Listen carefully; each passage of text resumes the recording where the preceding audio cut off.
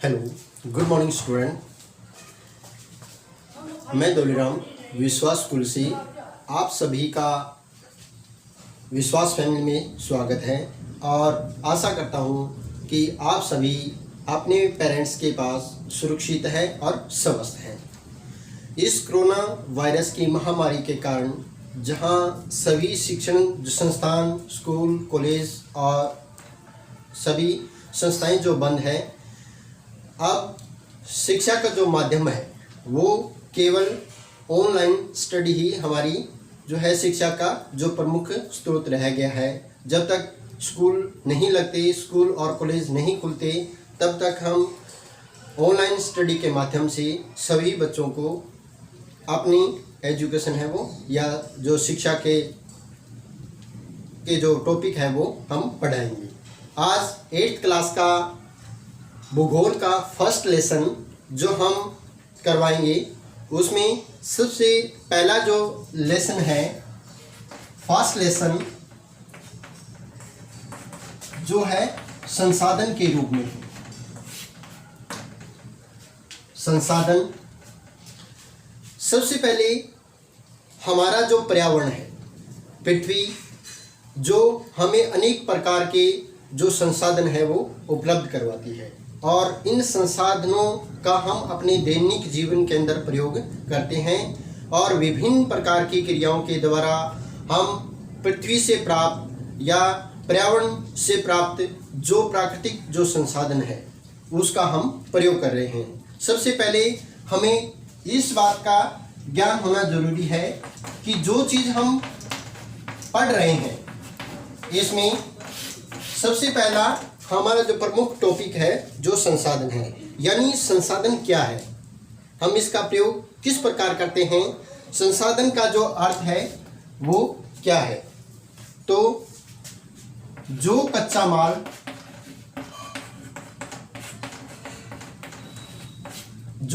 माल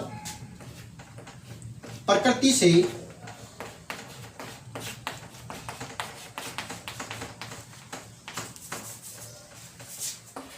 प्राप्त होता है,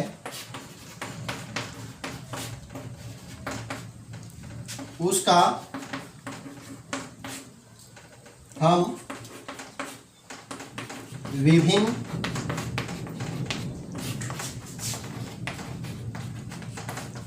तकनीक के माध्यम से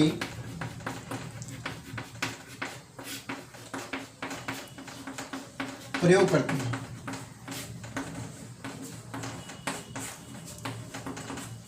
और अपनी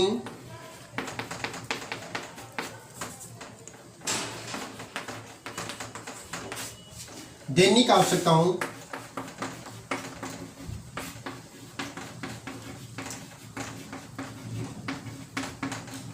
की पूर्ति करते हैं।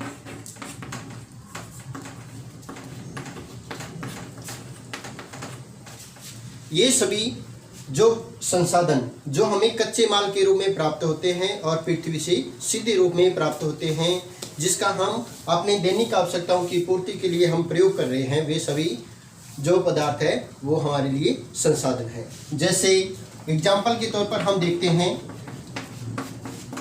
सबसे पहले जैसे हवा, प्रत्येक जो प्राणी है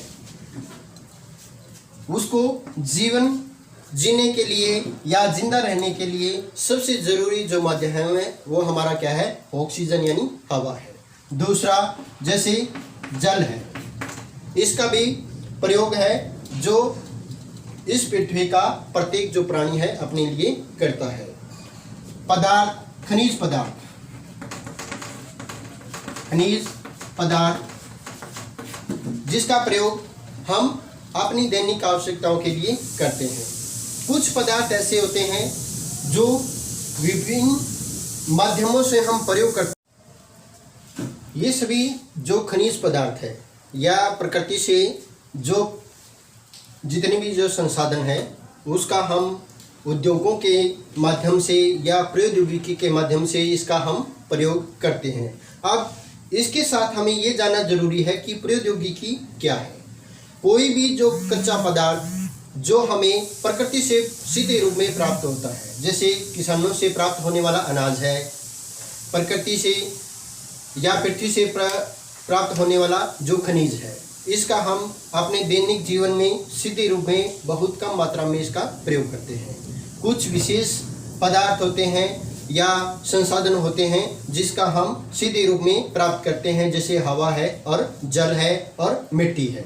इसके साथ साथ बहुत से ऐसे संसाधन होते हैं जिन पदार्थों का हम प्रयोग विभिन्न माध्यमों के द्वारा उसको उपभोग के लिए प्रयोग या उपभोग के रूप में बदलकर उसका हम प्रयोग करते हैं।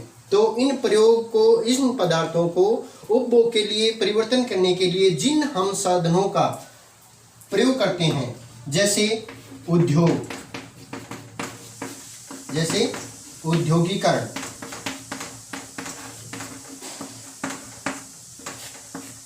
जो उद्योग है या औद्योगिकी है, वो सभी क्या है, इस पदार्थों का उपभोग के लिए जिन पदार्थों का परिवर्तन करते हैं वो इसका माध्यम है।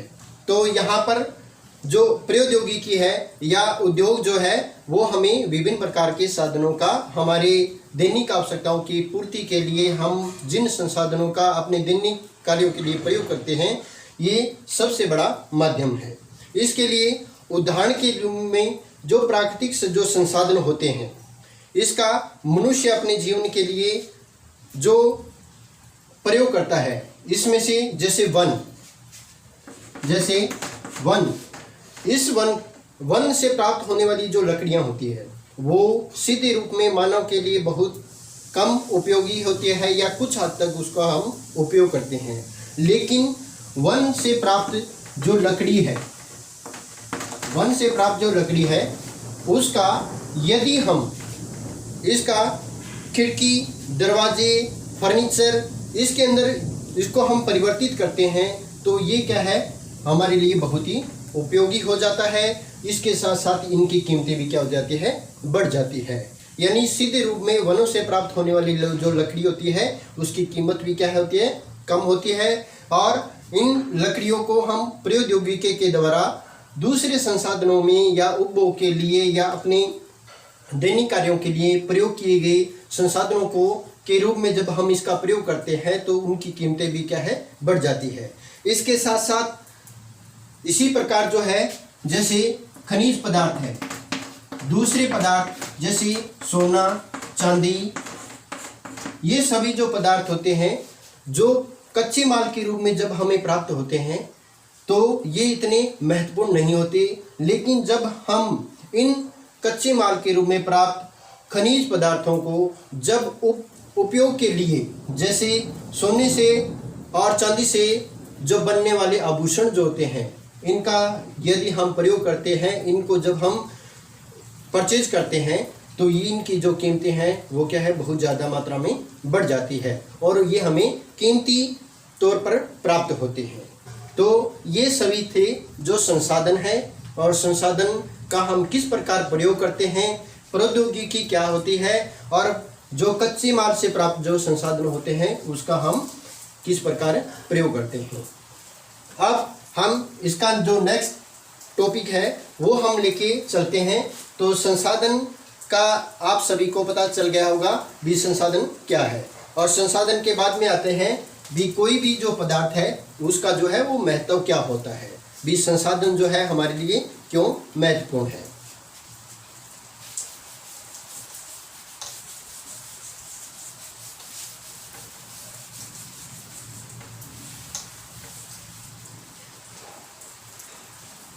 अब देखिए संसाधनों का महत्व।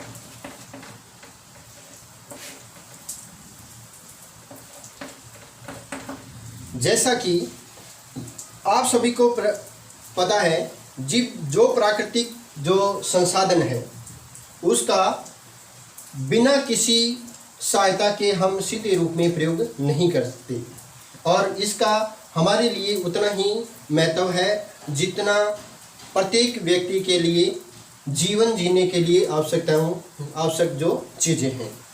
अब क्योंकि ये सभी जो संसाधन है वो किसी भी राष्ट्र की प्रगति और आर्थिक स्थिति का जो है आधार होती है, क्योंकि बगैर किसी भी प्रकार के संसाधन के कोई भी व्यक्ति है अपनी दैनिक कार्यों को नहीं कर सकता। इसलिए हर जो संसाधन होता है, जो प्रकृति से प्राप्त जो संसाधन होता है, वो संसाधन हम अपने बेहतर जीवन जीने के लिए इसका हम प्रयोग करते हैं। और पहले जब इन संसाधनों का जो प्रकृति से जो प्राप्त संसाधन थे, जब हमारे पास प्रौद्योगिकी नहीं थी, हमारे पास तकनीक नहीं थी, उस समय पुराने समय के अंदर इन संसाधनों का जो प्रयोग है वो लगभग क्या है सीधे रूप में होता था। जब तक इन संसाधनों को परिवर्तित नहीं किया गया था, इन संसाधनों की जो कीमतें हैं वो बहुत कम होती थी। या भावी रूप में हम इसको देखें तो ये संसाधन प्रकृति से सीधे रूप में जो हमारे बुजुर्ग या पुराने जो समय के अंदर इन संसाधनों का हम प्रयोग करते थे, लेकिन उस समय इन संसाधनों की खपत भी क्या थी, बहुत कम थी। अब जैसे जैसे हमारी जो जनसंख्या है वो बढ़ रही है और इसके साथ साथ जितनी हमारी विलासितापूर्ण जो हम जीवन जी रहे हैं, आधुनिक समय के अंदर हम जो जीवन जी रहे हैं, इन संसाधनों की महत्ता भी उतनी ही बढ़ गई है। इसलिए हम इन संसाधनों का जो परिवर्तन करके अपने दैनिक जीवन में इसका इस्तेमाल करते हैं। इसके बाद आगे आता है संसाधनों का प्रकार। संसाधनों का प्रकार, संसाधन जो है वो कई प्रकार के होते हैं। संसाधन मानव निर्मित भी है, मानव संसाधन भी है और प्राकृतिक भी है। संसाधनों का जो प्रकार है, संसाधनों को 3 भागों में बांटा गया है। मानव निर्मित,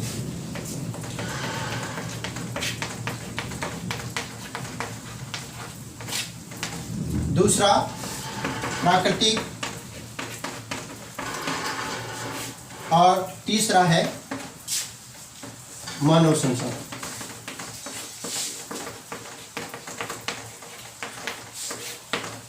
अब मैं एक चार्ट के द्वारा इन सभी का जो है वितरण आपके सामने करता हूं। सबसे पहले हमारे पास संसाधन है, यानी संसाधन को किस प्रकार विभाजित करते हैं या इसका हम वितरण किस प्रकार से करते हैं। तो सबसे पहले हम देखते हैं प्राकृतिक संसाधन। सबसे पहले प्राकृतिक संसाधन और दूसरा है मानव निर्मित संसाधन।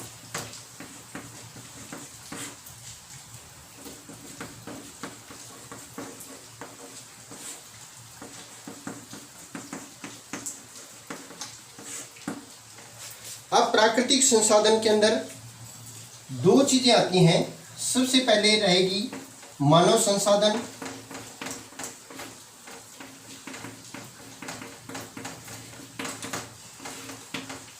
और दूसरा रहता है अन्य प्राकृतिक संसाधन।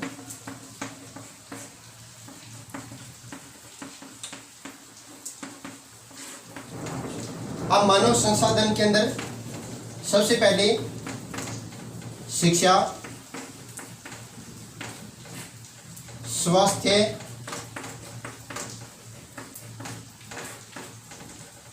और बुद्धि।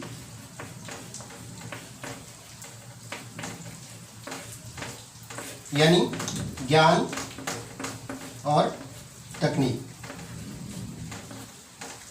अब अन्य संसाधनों में हमारे पास रहेंगे जैसे प्राकृतिक संसाधन सूर्य, जल, हवा,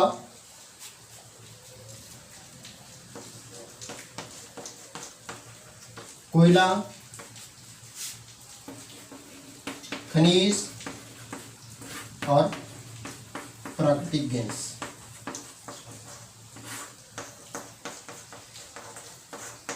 ये सभी क्या है, संसाधन है, वो प्राकृतिक संसाधन है, जिसमें स्वयं मानव है, क्योंकि मानव के द्वारा जो संसाधन दिए जाते हैं, यानी जो शिक्षा के माध्यम से स्वास्थ्य और तकनीक यानी बुद्धि और ज्ञान। इसके माध्यम से क्या है, विभिन्न प्रकार के जो संसाधन है उसका हम अपने दैनिक कार्यों के लिए प्रयोग करते हैं। शिक्षा एक ऐसा माध्यम है जिससे हमें विभिन्न प्रकार के खनिज पदार्थों की जानकारी प्राप्त होती है और इन प्रकृति से बहुत से ऐसे पदार्थ हैं जिसका हम अपने स्वास्थ्य के लिए प्रयोग करते हैं। विभिन्न प्रकार की स्वास्थ्य के अंदर प्रयोग होने वाली जो दवाइयाँ हैं, जो चीज़ें हम, चाहे वो फर्नीचर है, अनेक प्रकार के जो संसाधन हम, तकनीक जो है वो स्वास्थ्य के अंदर हम इसका प्रयोग करते हैं और ये सभी किसके द्वारा संभव है, शिक्षा और ज्ञान यानी तकनीक के माध्यम से प्राप्त होते हैं। दूसरा, प्राकृतिक संसाधनों के अंदर अन्य जो महत्वपूर्ण संसाधनों में सूर्य है, जल, हवा, कोयला, खनिज और प्राकृतिक गैस, ये सभी क्या है, एक प्राकृतिक संसाधन का भाग है। इसके साथ साथ संसाधनों में मानव निर्मित जो संसाधन है, अब मानव निर्मित संसाधन जिसमें सड़कें, रेलवे, इमारतें,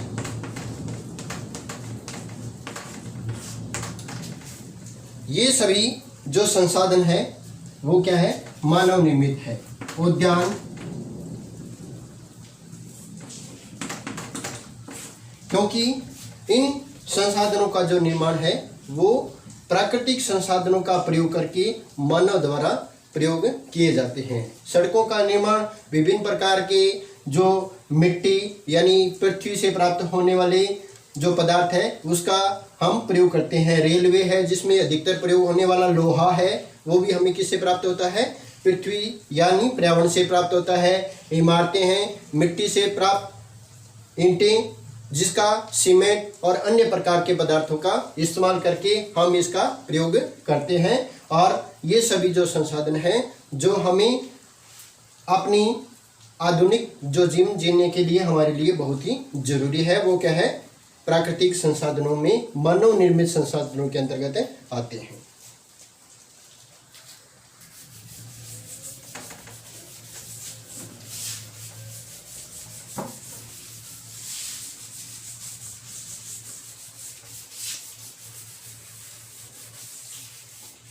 देखिए, अब हम चलते हैं जो संसाधन है, हमने संसाधनों का जो वर्गीकरण किया है या संसाधन कितने प्रकार के होते हैं। अब सबसे पहले जो प्राकृतिक संसाधन, जिसका अभी आपको जो चार्ट द्वारा बताया गया था, जो प्राकृतिक जो संसाधन है वो क्या है।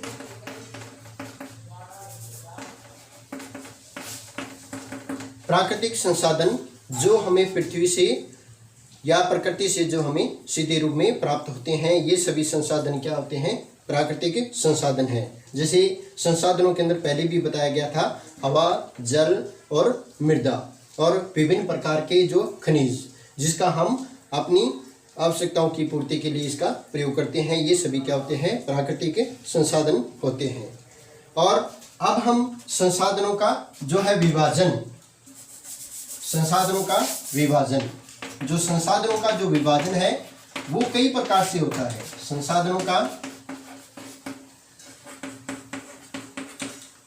विभाजन, अब जो संसाधन होते हैं वो उसका विभाजन है या उसका जो वर्गीकरण है वो किस प्रकार होता है। सबसे पहले हम करते हैं उसका उत्पत्ति के आधार पर, उत्पत्ति के आधार पर। आप उत्पत्ति के आधार पर जो संसाधन है वो कितने प्रकार के होते हैं, तो उत्पत्ति के आधार पर हमारे पास जो संसाधन है वो क्या है, दो प्रकार के होते हैं। सबसे पहले होता है जैव संसाधन, जैव संसाधन।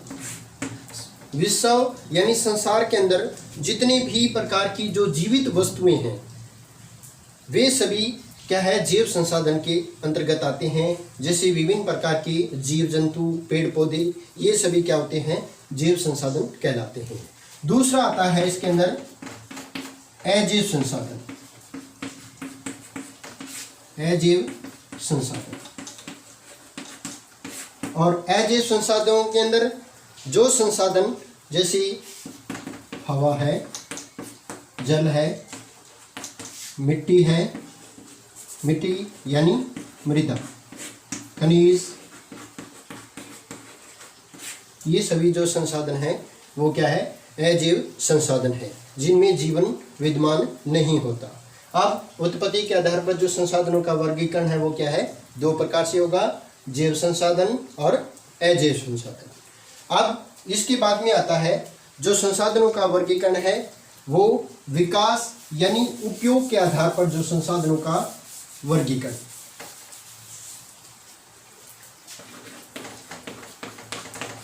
उपयोग के आधार पर संसाधनों का वर्गीकरण या उपयोग के आधार पर। अब संसाधनों का जो वर्गीकरण है वो उपयोग के आधार पर करते हैं, यानी जिन संसाधनों का हम अपने दैनिक जीवन में हम अपनी आवश्यकताओं के लिए प्रयोग करते हैं तो वो संसाधन होते हैं। एक तो होता है वास्तविक संसाधन, ये संसाधन भी दो प्रकार के होते हैं, वास्तविक और दूसरा होता है संभाव्य संसाधन।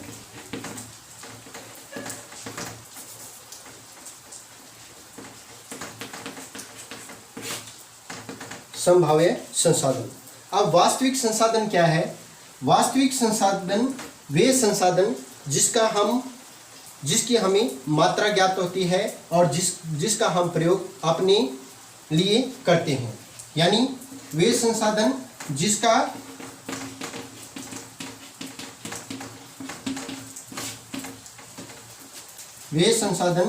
जो हमें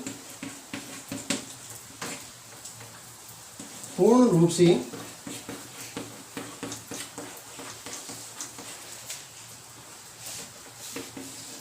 जिनकी हमें जानकारी प्राप्त होती है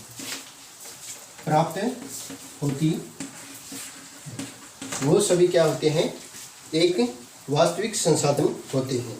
जैसे एग्जाम्पल के तौर पर हम देखें तो हमें कई सर्वेक्षणों से प्राप्त होता है कि जैसे राजस्थान के अंदर खेतड़ी जो प्रदेश है वो क्या है, वहाँ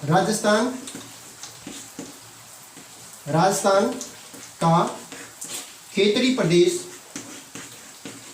जहाँ तांबा बहुत मात्रा में पाया जाता है। अब जर्मनी का रूहे प्रदेश, एग्जाम्पल के तौर पर देखें कि जर्मनी जो है उसका रूहे प्रदेश जो है वहाँ पे सबसे ज़्यादा जो कोयला है वो पाया जाता है। इसके बाद में ऑस्ट्रेलिया,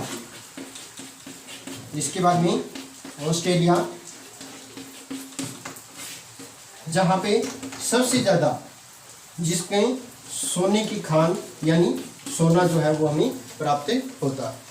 ये सभी जो संसाधन है वो क्या है, हमारे वास्तविक संसाधन है जिसकी पूर्णतः हमें जानकारी प्राप्त होती है। इसके साथ साथ दूसरा संसाधन था हमारे पास जो उपयोगिता के आधार पर था, जो है संभाव्य संसाधन। ये संसाधन, अब संभाव्य संसाधन क्या है? संभाव्य संसाधन वे पदार्थ जिनकी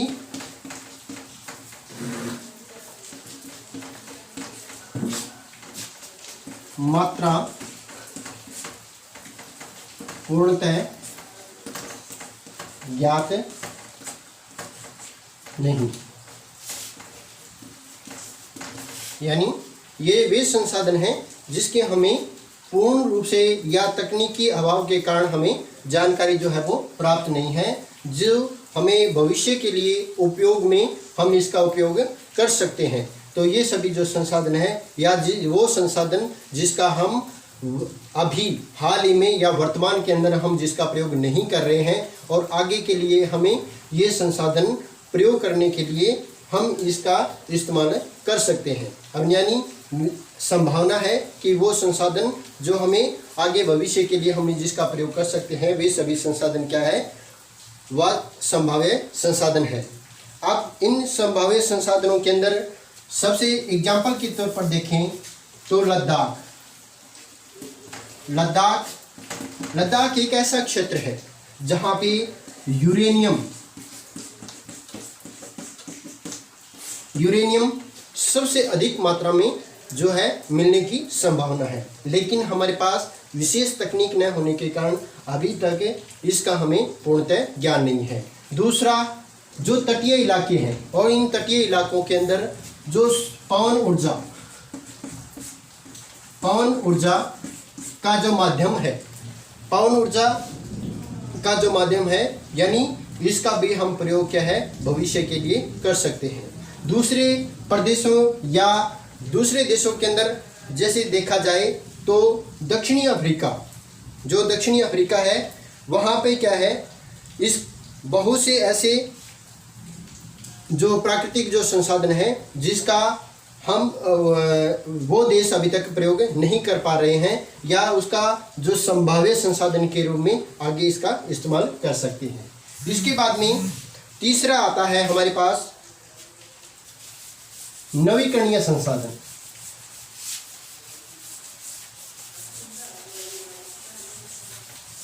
तीसरा आता है नवीकरणीय संसाधन,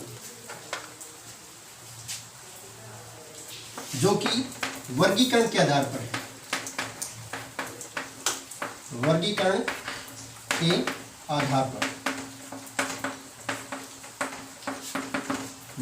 के आधार पर हमारे पास भी दो प्रकार के संसाधन होंगे, नवीकरणीय और दूसरा होता है अनवीकरणीय संसाधन।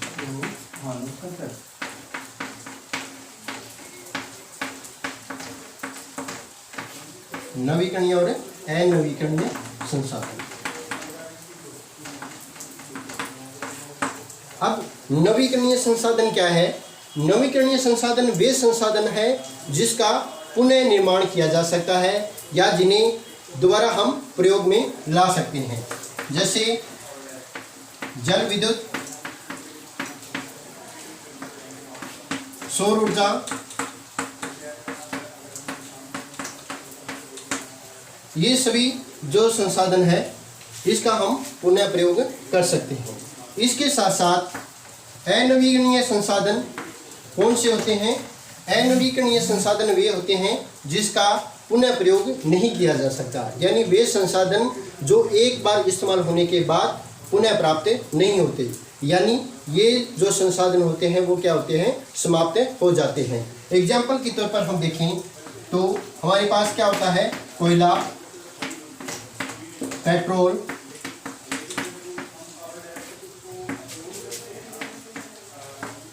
खनिज,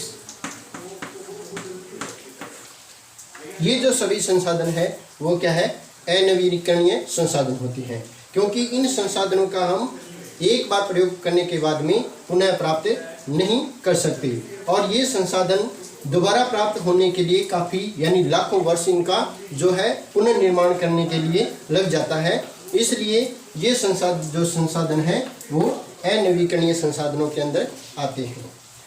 तीसरा, इसके बाद में हमारे पास है जो वितरण के आधार पर जो संसाधन है, यानी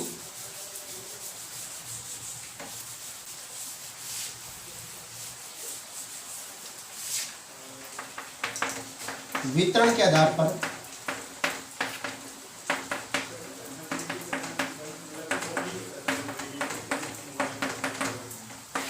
अब वितरण के आधार पर जो संसाधन होते हैं वो कौन से होते हैं? सबसे पहले होता है सर्वव्यापक।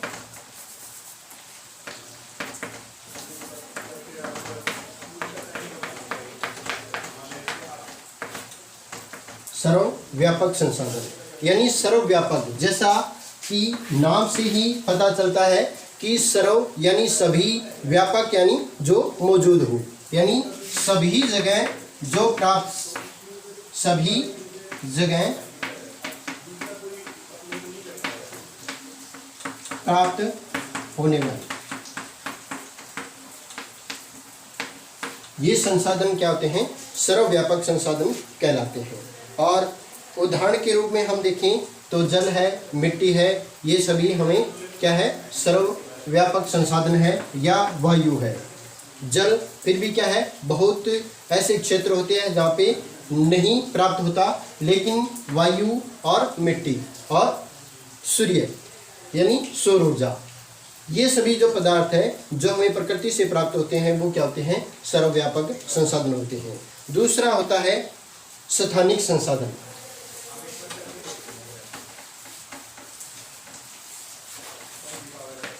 दूसरा होता है स्थानिक संसाधन।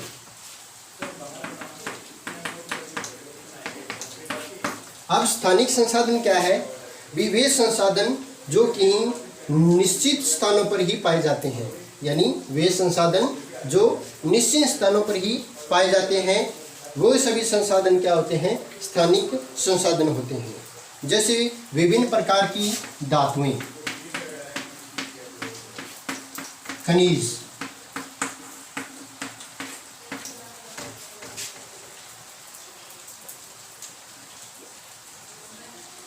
लोहा अयस्क,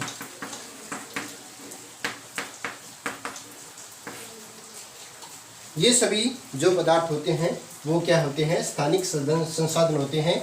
क्योंकि हमारी जो प्रकृति है, यानी जो हमारा जो वातावरण है, वो विभिन्न प्रकार के वातावरण की विभिन्नता के कारण क्या है वो, तो ये सभी जो संसाधन होते हैं, धातुएं, खनिज और लोहा अयस्क और तांबा, ये सभी जो पदार्थ होते हैं वो क्या है, विभिन्न स्थानों पर क्या है, विभिन्न प्रकार से प्राप्त होते हैं। क्योंकि हमारा जो वातावरण है, हमारी पृथ्वी में जो विभिन्नता, जो वायुमंडल की जो विभिन्नता के कारण क्या है, भिन्न भिन्न प्रकार के पदार्थ है और जो पाए जाते हैं। और ये जो भिन्नता है वो क्या है, जो प्राकृतिक साधन है उसका वितरण क्या है, भूभाग, जलवायु के आधार पर होता है।